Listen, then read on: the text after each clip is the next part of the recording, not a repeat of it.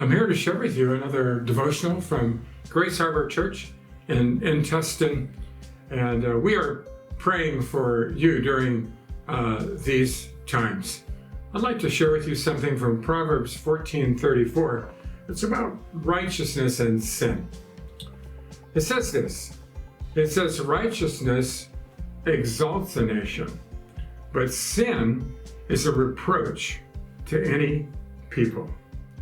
We really are part of a great cosmic battle between good and evil, between righteousness and sin.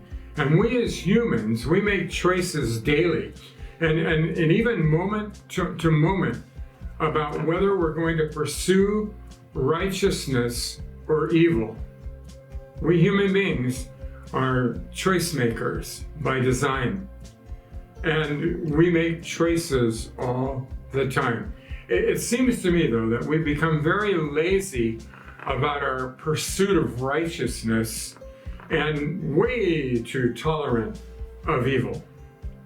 It's like we're getting pulled downstream by our lack of effort to row against the current, as we too often are just willing to go with the flow, even if that is a negative flow. And I'm telling you right now that the flow these days is not in God's direction. There's not enough righteousness. And we are really only too familiar with self-righteousness. And we're not really familiar with what really produces righteousness, and that's Christ-likeness. We're not very familiar with Christ-likeness because we need to be more familiar with Christ Himself. We are called to be, can you imagine, above reproach. Man, do we need to raise the bar. We need to raise the bar a lot. More righteousness. Are you in favor of that?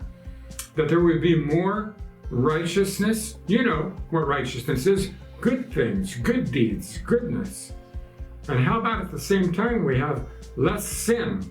You know, shady things, wrong things, and badness. Please join me on the right side of the fight in the cosmic battle today. In the battle of righteousness and sin.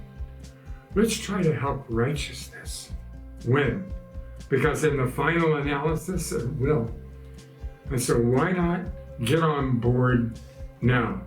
If we are truly for Him, let's represent Him in that way.